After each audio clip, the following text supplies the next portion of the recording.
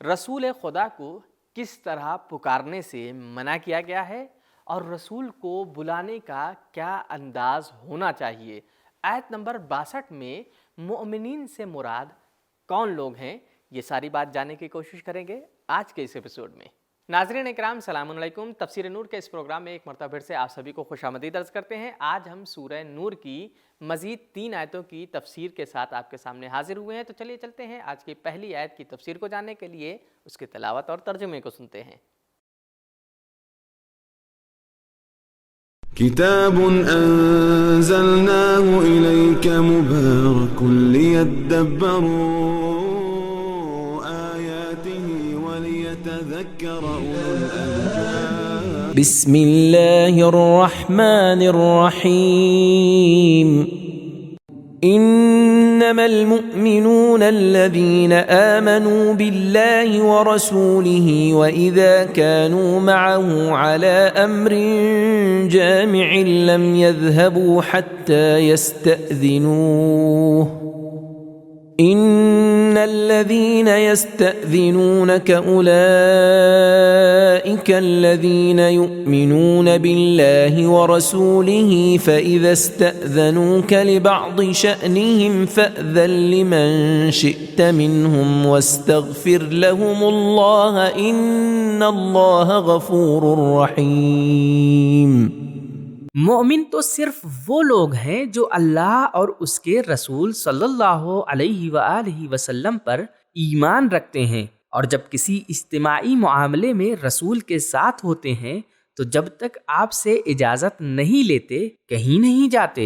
بے شک جو لوگ آپ سے اجازت مانگتے ہیں وہی اللہ اور اس کے رسول پر ایمان رکھتے ہیں، بس جب وہ آپ سے اپنے کسی کام کے لیے اجازت مانگیں تو آپ ان میں سے جسے چاہیں اجازت دے دیں اور ان کے لیے اللہ سے مغفرت طلب کریں۔ بے شک اللہ بڑا بخشنے والا، بڑا رحم کرنے والا ہے۔ تو یہ تھا آیت کریمہ کا ترجمہ۔ بڑھتے ہیں آیت کریمہ کے نکات کی جانب۔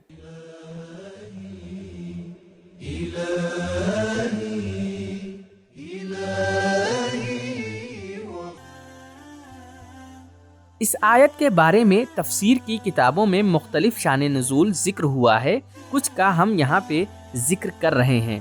یہ آیت حنظلہ سے مربوط ہے کہ جب اس کی شادی کی پہلی رات تھی تو جنگ احد میں جانے کا اعلان ہو گیا۔ وہ رسول خدا سے اجازت لینے کے بعد گھر گیا اور شب زفاف کو بجا لایا اور بغیر غسل کیے ہوئے جنگ پہ روانہ ہو گیا اور وہاں پہ جا کر شہید ہو گیا۔ تو رسول خدا صلی اللہ علیہ وآلہ وسلم نے ارشاد فرمایا، فرشتوں نے اس کو غسل دیا اور خدا نے اس کو اسی ایک ہی رات سے ایک بیٹا عطا کیا جس کی زندگی کا ماجرا بڑا تفصیلی ہے۔ یہ آیت منافقوں کے بارے میں ہے کہ جب وہ لوگوں کے ساتھ نماز میں کھڑے ہوتے تھے اور اگر کوئی ان کو نہیں دیکھتا تھا تو وہ نماز چھوڑ کر بھاگ جاتے تھے۔ رسول خدا صلی اللہ علیہ وآلہ وسلم نے کچھ لوگوں کو کسی کام کے لیے بھیجا، لیکن وہ سب اپنے اپنے کاموں میں مشغول ہو گئے۔ تب ان کے بارے میں یہ آیت کریمہ نازل ہوئی۔ یہ آیت ایسے مسلمانوں کے بارے میں نازل ہوئی ہے کہ جو خندق کھودنے میں مشغول تھے اور اپنے گھر والوں سے ملنے کے لیے پیغمبر سے اجازت چاہتے تھے۔ اپنے رہبر اور قائد سے اجازت لینا ادب کی علامت ہے۔ فرما برداری، قانون کا پابند، حاکم اور حکومت سے محبت ہے۔ تو ہم نے آیت کریمہ کے ترجمے اور نکات سے واقفیت حاصل کر لی ہے۔ بڑھتے ہیں آیت کریمہ کے پیغام کی طرف۔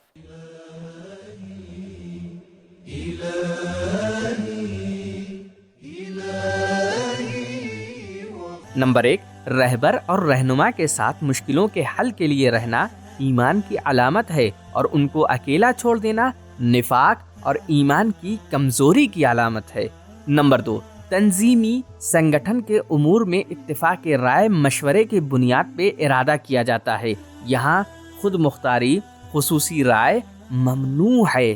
نمبر 3، معاشرتی زندگی میں ایک رہنما کا ہونا اور اس کی پیروی واجب ہے۔ نمبر 4، ایمان کو رہنما کی پیروی اور اس کی اطاعت کے ساتھ ہونا چاہیے۔ نمبر 5، معاشرتی اور گروپ والے نظام کا احترام کرنا چاہیے۔ نمبر 6، کچھ مسائل کو پوشیدہ طور پہ کہنا چاہیے۔ نمبر 7، اسلام میں رہنمائی مصلحت اور رحمت کے ساتھ ہے۔ نمبر 8، آخری فیصلہ رہنما کا ہوتا ہے۔ پیغمبر سماج کے مسائل میں لوگوں کا سرپرست ہے۔ نمبر 9، رہنما کو چاہیے کہ احکام کو جاری اور نافذ کرنے میں نرم اور حقیقت پسند ہو۔ نمبر 10، پیغمبر کی اجازت کام کو جائز اور حلال بنا دیتی ہے، لیکن عام کام کو چھوڑ دینے سے استغفار کرنا چاہیے۔ نمبر 11، خصوصی مسئلے کو عمومی کاموں کے درمیان بیان کرنا اگرچہ اجازت کے ساتھ ہی کیوں نہ ہو اچھا نہیں ہے اور معذرت خواہی کرنا چاہیے۔ نمبر 12، پیغمبر کا دوسروں کے لیے دعا اور دوسروں کے لیے استغفار کرنا خدا کو قبول ہے۔ تو یہ تھی آیت نمبر 62 کی مختصر سی تفسیر۔ بڑھتے ہیں آیت نمبر 63 کی تفسیر کی جانب اور سنتے ہیں اس کی تلاوت اور ترجمے کو۔ لا تجعلوا دعاء الرسول بينكم كدعاء بعضكم بعضا قد يعلم الله الذين يتسللون منكم لواذا فليحذر الذين يخالفون عن أمره أن تصيبهم فتنة أو يصيبهم عذاب أليم۔ اے ایمان والوں، اپنے درمیان رسول کے بلانے کو آپس میں ایک دوسرے کو بلانے کی طرح نہ بناؤ۔ اللہ ان لوگوں کو خوب جانتا ہے جو تم میں سے ایک دوسرے کے آڑ لے کر کھسک جاتے ہیں۔ جو لوگ حکم خدا سے انحراف کرتے ہیں ان کو اس بات سے ڈرنا چاہیے کہ وہ کسی فتنے میں مبتلا نہ ہو جائیں یا انہیں کوئی دردناک عذاب نہ پہنچ جائے۔ تو ہم نے آیہ کریمہ کے ترجمے سے واقفیت حاصل کر لی ہے۔ آئیے چلتے ہیں آیہ کریمہ کے نکات کی طرف۔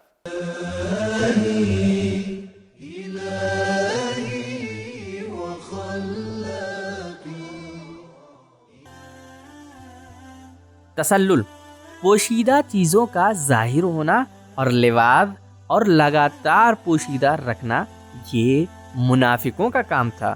اس آیت کے معنی میں 4 احتمال پائے جاتے ہیں۔ نمبر 1، پیغمبر اکرم صلی اللہ علیہ وآلہ وسلم کو دوسروں کی طرح مت بلاؤ۔ روایت میں ہے یا محمد اور یا ابا القاسم مت کہو، بلکہ یا رسول اللہ صلی اللہ علیہ وآلہ وسلم اور یا نبی اللہ صلی اللہ علیہ وآلہ وسلم کہو۔ روایت میں آیا ہے کہ یہ آیت حضرت کے معصوم جانشینوں کے بارے میں بھی ہے۔ نمبر 2، پیغمبروں کو دوسروں کی طرح نہ بلایا کریں۔ نمبر 3، پیغمبر کے بلانے کو دوسروں کے بلانے کی طرح نہ جانو۔ اگر رسول خدا صلی اللہ علیہ وآلہ وسلم تمہیں کسی کام کے لیے جیسے جنگ میں جانے کے لیے یا نماز جماعت کے لیے بلائیں تو ضرور جاؤ اور ان کی دعوت پہ لبیک کہو، لاپرواہی مت کرو۔ نمبر 4، پیغمبر کی دعا کو دوسروں کی دعا کی طرح نہ جانو۔ خبردار، رسول کی دعا اور بد دعا دونوں مستجاب ہے۔ تو ہم نے آیہ کریمہ کے نکات کو جان لیا ہے۔ آئیے جانتے ہیں آیہ کریمہ میں کیا پیغام پائے جاتے ہیں۔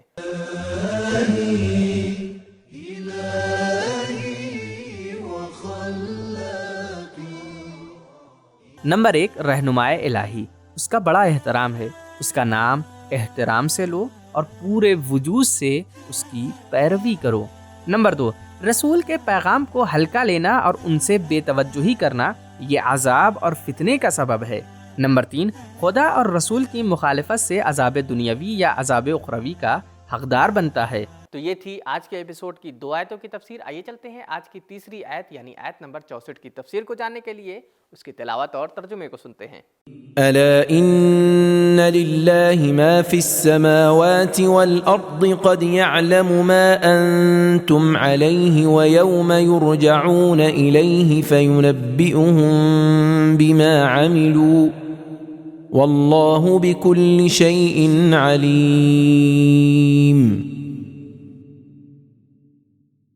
خبردار، جو کچھ آسمانوں میں ہے اور جو کچھ زمین میں ہے وہ اللہ ہی کا ہے۔ تم جس حال میں ہو اللہ اسے خوب جانتا ہے، اور اس دن کو بھی جب وہ لوگ اس کی بارگاہ میں لوٹائے جائیں گے تو وہ انہیں بتائے گا جو کچھ وہ کرتے رہے تھے، اور اللہ ہر چیز کا بڑا جاننے والا ہے۔ تو ہم نے آیہ کریمہ کے نکات کو جان لیا ہے۔ جانتے ہیں آیہ کریمہ میں کیا پیغام بیان کیے گئے ہیں۔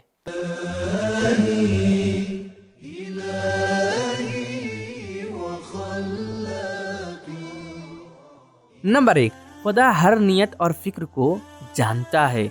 नंबर 2, खुदा के इल्म पे ईमान रखना बुराइयों से रोकने का सबब बनता है। तो नाजरीन, आज के एपिसोड में हमें ये मालूम हुआ कि रसूल कोई आम इंसान नहीं है, लिहाजा जब हम उनसे बात करेंगे तो आम लोगों की तरह बात नहीं कर सकते हैं, बल्कि रसूल को नहायत ही अदब व एहतराम से बुलाने की तरफ इशारा किया गया है और हुक्म भी दिया गया है। इसी तरह आज के एपिसोड में हमने ये भी जाना कि मोमिनीन वो लोग हैं कि जो खुदा और रसूल पर ईमान लाने के साथ साथ बग़ैर उनकी इजाज़त के किसी काम को अंजाम नहीं देते हैं। तो ये था हमारा आज का एपिसोड और सूरह नूर की तफसीर का ये था आखिरी एपिसोड। मिलते हैं एक नई सूरह की तफसीर के साथ, तब तक के लिए शुक्रिया। खुदा हाफिज़। सबील कुरान, कुरानी समाज की पहचान।